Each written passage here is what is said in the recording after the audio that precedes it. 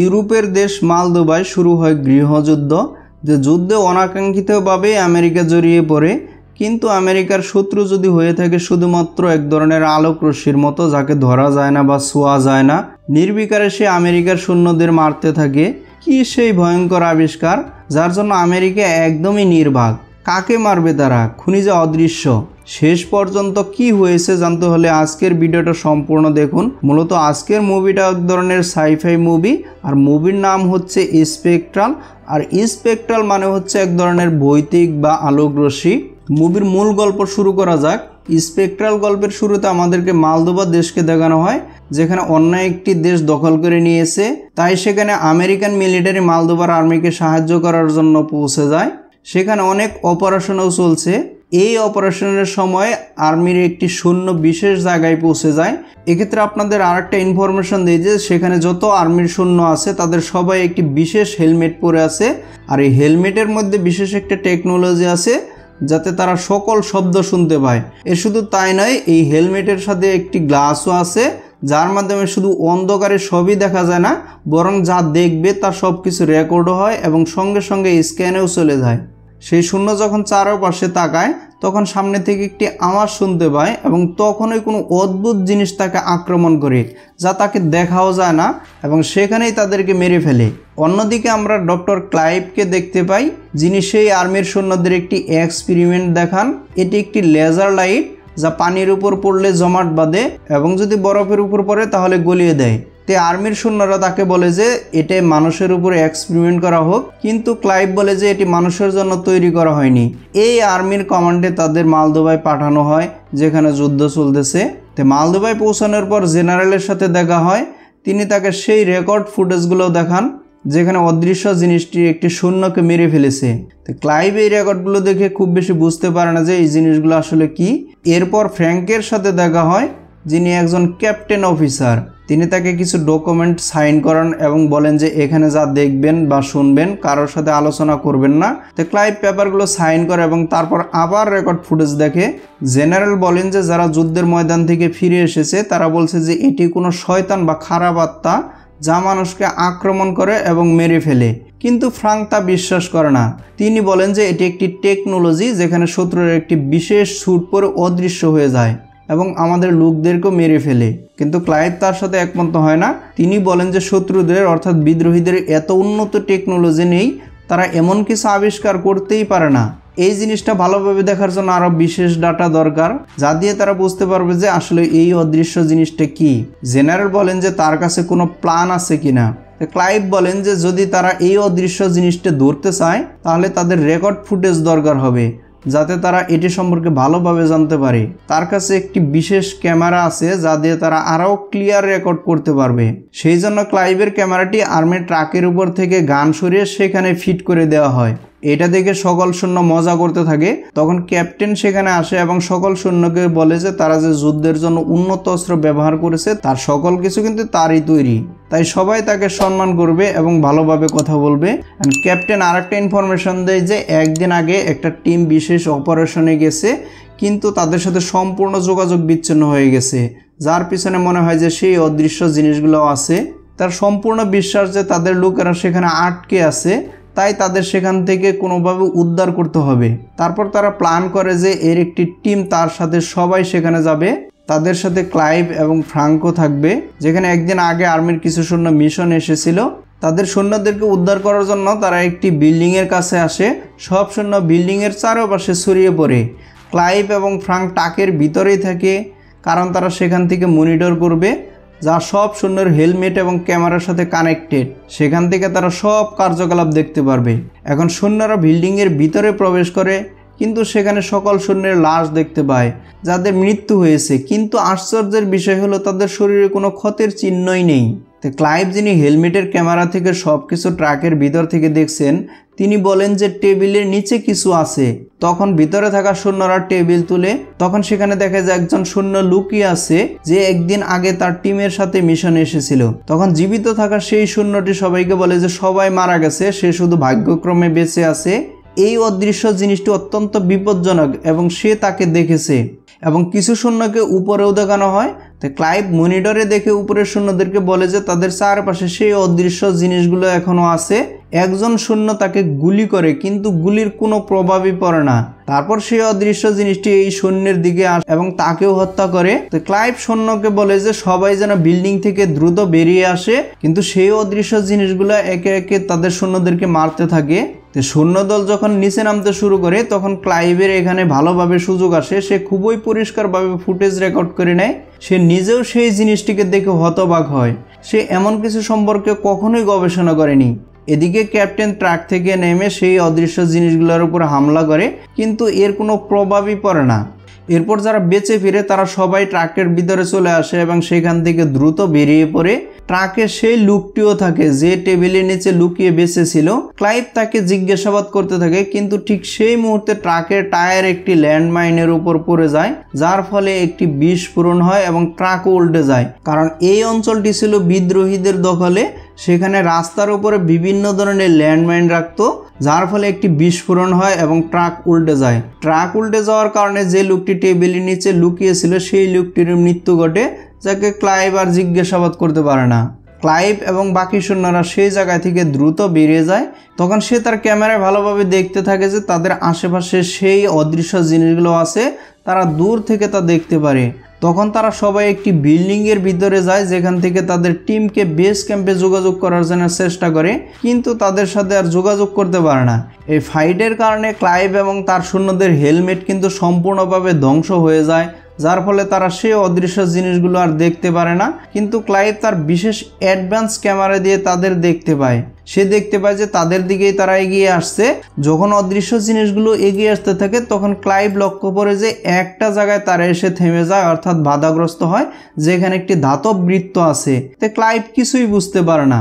যখন তারা বিল্ডিং এর ভিতরে যায় তখন বিল্ডিং এর একটা রুম থেকে শব্দ শুনতে পায়। তো তারা সেই রুমের ভিতরে যায় এবং তারা দেখে যে সেখানে দুটি শিশু আছে। শিশুদের জিজ্ঞেস করার পর জানতে পারে যে শিশুর বাবা এই বৃত্তটি তৈরি করেছিল। তার মানে হচ্ছে শিশুদের বাবা এই অদৃশ্য জিনিসগুলো সম্পর্কে অবশ্যই জানতো। শিশুরা বলে যে এগুলোকে অ্যানোমালিস বলা হয়। এরপর তারা জেনারেলের সাথে যোগাযোগ করার চেষ্টা করে। জেনারেল তাদের বলে যে কিছু হেলিকপ্টার এবং ট্যাঙ্ক তাদের উদ্ধার করার জন্য পাঠানো হচ্ছে, কিন্তু সেখান থেকে বেরিয়ে তাদের কিছু দূর এগিয়ে আসতে হবে। এখন তাদের কোনোভাবে সেই জায়গায় পৌঁছাতে হবে যেখানে হেলিকপ্টার এবং ট্যাঙ্ক আসবে। যে বৃত্ত সেই অদ্ভুত জিনিসগুলো অতিক্রম করতে পারে না, সে তার টিমকে বলে যে তারা এটিকে অস্ত্র হিসেবে ব্যবহার করবে, যাতে সহজেই সেই জায়গা থেকে বেরিয়ে আসতে পারে। এছাড়া সে ক্যামেরা দিয়ে একটি বিশেষ টর্চ তৈরি করে, যার আলোতে তারা সেই অদৃশ্য জিনিসগুলো সহজেই দেখতে পারে। এখন তাদের অস্ত্রও তৈরি হয়ে গেছে, তাই পরের দিন সকালে সবাই সেখান থেকে বেরিয়ে আসার জন্য প্রস্তুতি নেয়। টর্চের আলোতে তারা দেখে যে অনেক অদৃশ্য মানুষ তাদের দিকে এগিয়ে আসছে। তো সেই ধাতব অস্ত্র দিয়ে তাদের উপর আক্রমণ করে, যার ফলে তারা কিছু সময়ের জন্য একদম স্তব্ধ হয়ে যায়। কিছু অদৃশ্য মানুষ তাদের কিছু সাথীকে মারতেও সক্ষম হয়, অর্থাৎ কিছু আর্মিকেও মেরে ফেলে। তবু তারা সবাই সেই জায়গায় পৌঁছে যায় যেখানে ট্যাঙ্ক এবং হেলিকপ্টার আসার কথা। ঠিক তখনই ক্লাইভের টর্চ নষ্ট হয়ে যায়, যার মানে হলো এখন তারা এই অদৃশ্য মানুষগুলো আর দেখতে পারবে না। কিন্তু তার আগেই সেই অদৃশ্য মানুষগুলো তাদের কাছে পৌঁছে যায় এবং তাদেরকে মারার চেষ্টা করে। তখন সেখানে ট্যাঙ্কও চলে আসে এবং ট্যাঙ্কের মধ্যেও কিন্তু ক্যামেরা থাকে, যার মাধ্যমে তারা সেই অদৃশ্য মানুষগুলো দেখতে পায়। তো ট্যাঙ্কের ভিতর থেকে সৈন্যরা দেখতে পারে যে সেই অদৃশ্য মানুষগুলো বিভিন্ন ভাঙ্গা বিল্ডিংয়ের উপরে দাঁড়িয়ে আছে। ট্যাঙ্ক থেকে সেই অদৃশ্য মানুষগুলোর উপরে গুলি চালায়, কিন্তু এর কোনো প্রভাবই পড়ে না। এরপর সেই অদৃশ্য মানুষগুলো অনেকগুলো সৈন্যকে মেরে ফেলে, আর এই অদৃশ্য মানুষ তাদের ট্যাঙ্কে খুবই সহজে ধ্বংস করে দেয়। ট্যাঙ্ক ধ্বংস করার ফলে যে দুটি শিশুকে তারা সাথে নিয়ে এসেছিল তার মধ্যে ছেলেটি মাঝখানে চলে যায় এবং সে অদৃশ্য জিনিসের সাথে ধাক্কা খেয়ে তার মৃত্যু হয়।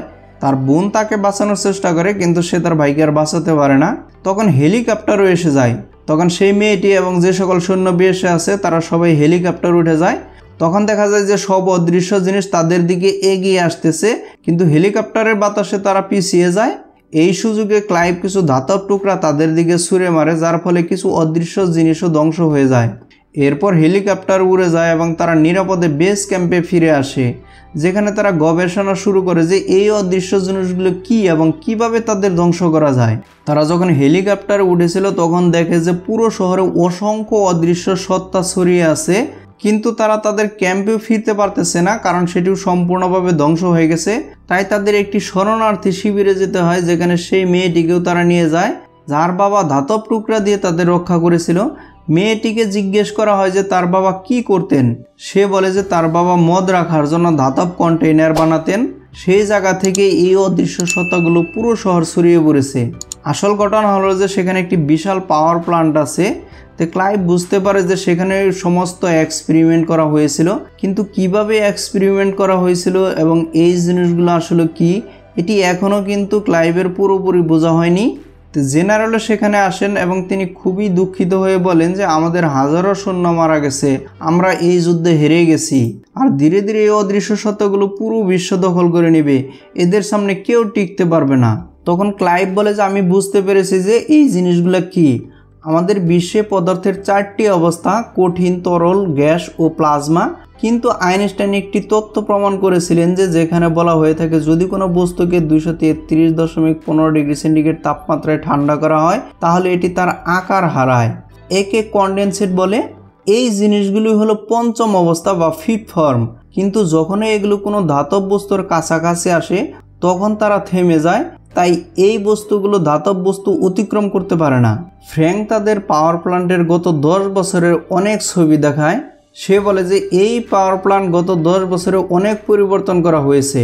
এখানে একটি সেন্ট্রালাইজড এনার্জি সিস্টেম ইনস্টল করা হয়েছে যা তাপমাত্রাকে অত্যাধিক কমিয়ে দিতে পারে। ক্লাইভ জেনারেলকে বলে যে আমাদের কাছে যত অস্ত্র আছে সব অস্ত্র আমাকে দিতে হবে, আমি একটি বিশেষ অস্ত্র বানাবো যা থেকে প্লাজমা নির্গত হয়, আর এই প্লাজমা দিয়ে আমরা এদের ফিফথ ফর্ম ভেঙে ফেলতে পারবো। তারপর জেনারেল ক্লাইভকে সকল অস্ত্র দেয়। এরপর ক্লাইভ সেই অস্ত্র বানায়। পরের দিন সকালে তারা সবাই পাওয়ার প্ল্যান্টে পৌঁছায়। ঠিক সেখানে একটু অদৃশ্য সত্তা তাদের সামনে চলে আসে। ক্লাইভ তখন তার নতুন অস্ত্র দিয়ে তাকে আক্রমণ করে এবং সেটি ধ্বংস হয়ে যায়। অর্থাৎ ক্লাইভের নতুন অস্ত্র কাজ করছে, এতে সবাই খুশি হয়ে যায়। তো বাকি সৈন্যরাও নেমে আসে, যার মধ্যে ক্যাপ্টেন ফ্র্যাঙ্কো থাকে।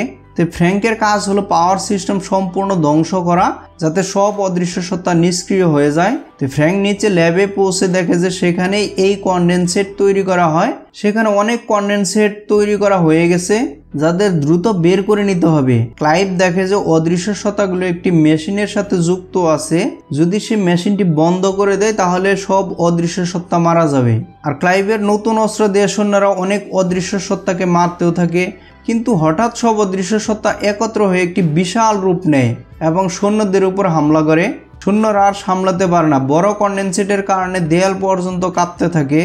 যেখানে ক্লাইভ এবং ফ্র্যাঙ্কো থাকে সেখানে কিছু চেম্বার ভেঙে যায়, সেখান থেকে আরও কিছু অদৃশ্য সত্তা বেরিয়ে আসে।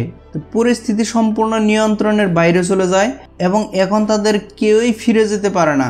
এমন সময় যখন সমস্ত সৈন্য মারা যাওয়ার উপক্রম হয়, ক্লাইভ কোনোভাবে সম্পূর্ণ প্লাগ খুলে দেয়। তো প্লাগগুলো খোলার পর সেই অদৃশ্য আত্মাগুলো একে একে ধ্বংস হতে থাকে। তো ক্লাইভ আরও একটি নতুন ল্যাবে যায় যেখানে মানুষের সম্পূর্ণ নার্ভাস সিস্টেম এবং মস্তিষ্ক সংরক্ষিত আছে। এই নার্ভাস সিস্টেম দিয়েই সমস্ত অদৃশ্য সত্তাগুলোকে নিয়ন্ত্রণ করা হতো, অর্থাৎ এই সিস্টেমটি এখনও সক্রিয় আছে। আসল ঘটনা হলো এই ল্যাবে প্রথমে মানুষকে দিয়ে পরীক্ষা করা হতো, তারপর তাদের পুরো সিস্টেম স্ক্যান করে তাদের নার্ভাস সিস্টেম তৈরি করা হতো এবং তাদের ক্লোনও বানানো হতো। এই ক্লোনগুলোকে অত্যন্ত কম তাপমাত্রায় রাখা হতো যাতে তারা পঞ্চম অবস্থায় অর্থাৎ ফিফথ ফর্মে রূপান্তরিত হতে পারে, কারণ আসল মানুষের যদি এত কম তাপমাত্রায় রাখা হতো তাহলে তাদের মৃত্যু হতো। তাই তাদের ক্লোন তৈরি করা হয়েছিল যেগুলোকে একটি মেশিনের মাধ্যমে নার্ভাস সিস্টেমের সাথে যুক্ত করা হয়েছিল। এরপর তারা ফিফথ ফর্মে রূপান্তরিত হয়ে অন্য মানুষদেরকে হত্যা শুরু করে। আসল ঘটনা হলো এটি বহিরাগত সরকার এই ধরনের পরীক্ষাগুলো তো অর্থায়ন করত, কিন্তু পরীক্ষা কিছুটা ভুল হয়ে যায়, যার ফলে কিছু কনডেন্সড মুক্ত হয়ে যায় এবং পুরো শহরে ছড়িয়ে পড়ে। কিন্তু এখন ক্লাইভ জানে যে এই নার্ভাস সিস্টেমগুলো আসল মানুষের নয় বরং ক্লোনের, তবু এটি এখনও সক্রিয় ছিল। তাই সে সব কিছু আনপ্লাগ করে দেয়, যার ফলে পুরো সিস্টেম বন্ধ হয়ে যায়। তো সমস্ত নার্ভাস সিস্টেমের সাথে সাথে যুক্ত মানুষগুলো ক্লোন মুক্ত হয়ে যায়, অর্থাৎ যন্ত্রণা মুক্ত হয়ে যায় এবং এর সাথে সাথে গল্পটি শেষ হয়ে যায়। তো বন্ধুরা, আজকের গল্পটি কেমন লাগলো অবশ্যই কমেন্টস করে জানাবেন। আর এই চ্যানেলে যদি আপনি নতুন হয়ে থাকেন তাহলে অবশ্যই চ্যানেলটি সাবস্ক্রাইব করে পাশে থাকা বেল আইকনটি প্রেস করে রাখবেন। খুব শীঘ্রই আমি নতুন আরও একটি ভিডিও আপনাদের সামনে নিয়ে আসবো। সে পর্যন্ত সবাই ভালো থাকবেন। Bye bye, take care.